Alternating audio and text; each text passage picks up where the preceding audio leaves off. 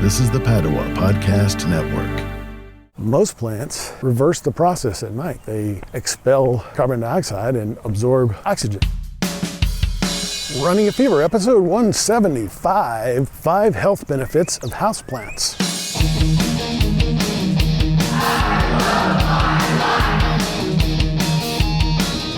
Welcome to the show. I'm Michael Davis. I love my life so much I want to make it last as long as possible. This is a show about fitness, diet, and medicine because we want to live a long, healthy, happy, active life right up to the very end. You know what it is? You know what today is? It's another beautiful day at Lake Fayetteville. I didn't look at the temperature, but it feels like it's in the 70s, might be 80. It's a nice breeze going, so maybe like a wind chill in the 70s. Well, you don't usually talk about wind chill in June.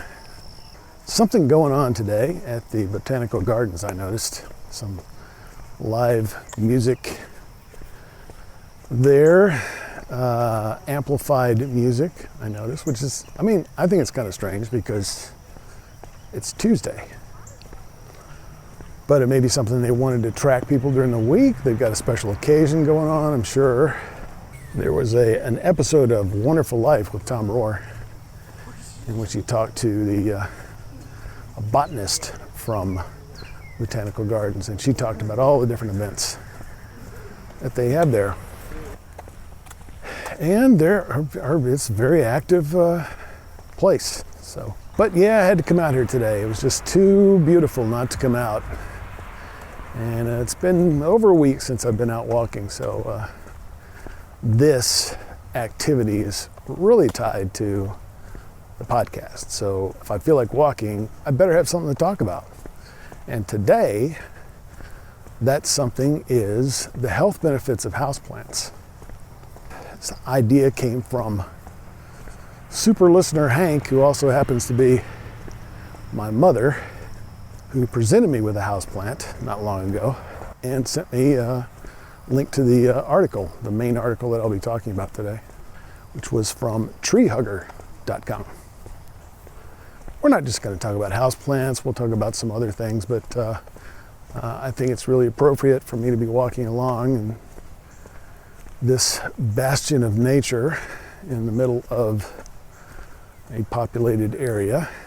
It's also kind of, I took a little more precaution today. I put sunscreen on and I've hydrated very well before coming out here.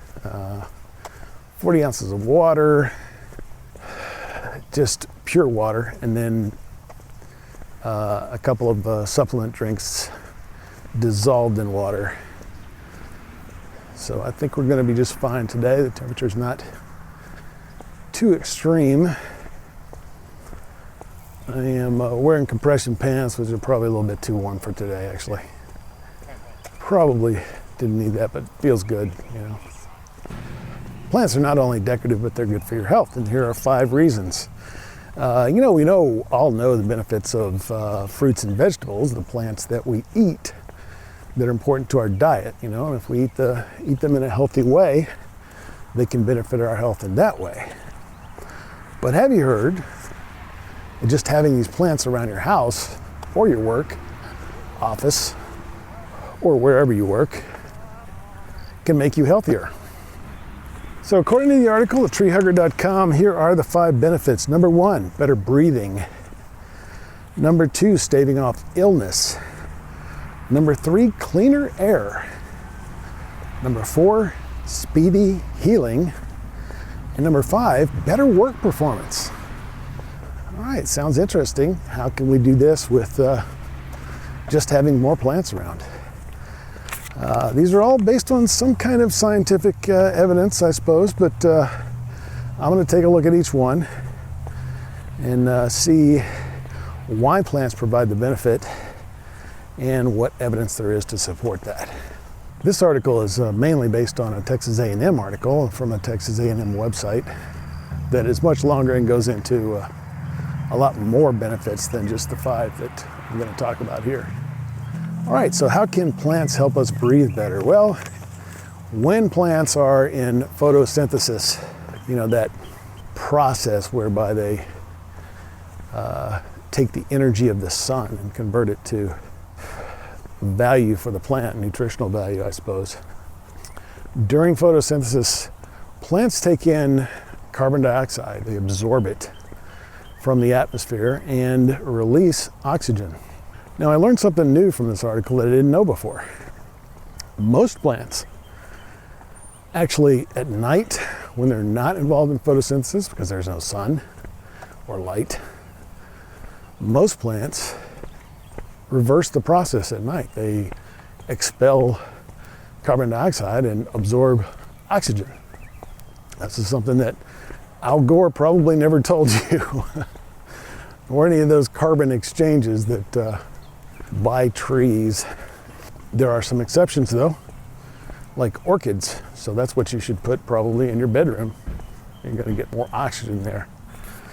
Since humans take in oxygen and we depend on it, the more oxygen in our atmosphere, the easier it is to breathe. And the more valuable our breathing is, I suppose, per breath, you get more oxygen. So that is the thinking behind the breathing benefit. Deterring illness. Well, plants release moisture into the air. And normally I wouldn't, this is kind of counterintuitive because normally I think of, moisture as an environment in which, bacteria grows and things like that. But apparently for the flu virus, it is not beneficial. Detrimental to growth and survival and spreading of the flu virus. But plants, in addition to giving off oxygen, they take in the water that you give them, and it evaporates. There's a fancy word for this, I can't, transpiration or something like that. It's just really evaporation, like in the same way that, we sweat and that evaporates from our skin. It's kind of the same kind of process. Cleaning the air. Well, this is a study by NASA, and it's interesting. I found a link, and this is in the show notes. Link to an old typewritten paper from NASA. But it's interesting. They found that plants reduce pollution. So there's a really sort of dramatic chart that shows how, philodendron plant and an aloe plants is what they used for the test, and they showed a chart with a dramatic reduction in formaldehyde in particular. This is one of the pollutants that they were looking at. I didn't read the whole article yet, but I did notice that particular one was pretty dramatic. So it shows a definite effect, apparently. And of course that's linked in the show notes. That's NASA. I also noticed there's a TV series that I watched and I enjoyed quite a bit. In fact, I think I've watched most of it twice, called The Expanse. It's a science fiction show, and they had plants in areas strategically for cleaning the air. That's not science fiction, that's science fact, according to NASA. Healing. An article on that Texas A&M website cites a number of benefits of plants in homes and workplaces, including acceleration of the healing process. And this was discovered when they studied recovery rooms in hospitals and noticed that patients heal quicker, they heal faster. But they attributed this not to some chemical process within the plant, but in the stress relief from having those plants around as decorative items. Even having a view through a window of nature was helpful in this respect. Interesting. I wonder if having pictures of plants has the same effect. Maybe I should put a plant background on my computer and see if that helps me at work. I don't know. Side note, I do have kind of a nature stress reliever at work. I do often have on one of my mini monitors on my desk, have 5 monitors on my desk. And one of them always has usually a video of either a rain window with rain outside, or a desert scene with blowing sand, or a fire in a fireplace. It looks like they play that one in the winter. So that, I believe, helps in my stress relief and makes work less stressful and probably more productive. I don't know. If what I'm reading is true here today and what I'm talking about and what these articles tell me, then that's probably the case. This idea of quicker healing due to just the decorative nature and enjoyment of the plants and just viewing them. So yeah, that reinforces the idea that stress, is really important. And stress we've talked about, and I believe is important. That's good to see. Summer baseball going on right now. I'm trying to finish this theme that stress is a killer, It's very harmful to your health, and managing stress and stress relief is going to be important to longevity. Saw that in the supercentenarians. Plenty of evidence of that. Plants help in work performance? How is this possible? Well, the same report claimed that being in nature increases the energy levels. It encourages a positive outlook on life. And I can attest to this personally. I mean, I've talked about how I come out here because I really need an uplift. I need to escape from the stress of life, and just it always makes me feel better coming out here. That's the bottom line.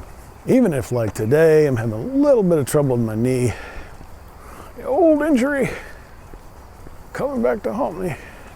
So there are many more benefits. I recommend that you read this entire Texas A&M page that's going to be linked in the show notes. Very interesting. And this is all, they all have references to the studies and that support these claims of benefits of plants. So I think I'm going to get some more plants. I mean, I already have that one house plant, and I have some flowers in my garden. I say garden, it's a big pot on my patio that has my basil and pepper plants, and got a couple flowers in there. So that's good. I can go out and get some of that just right on my back patio. And I'm all for anything that improves my health, especially my mental health. So I hope you've enjoyed this episode and you got something out of it about plants and how they can help you improve your health mentally and physically. So if you got the fever, keep it. If you don't have it, catch it. Catch the fever. RunningFever.com. And I will talk to you next time on Running the Fever.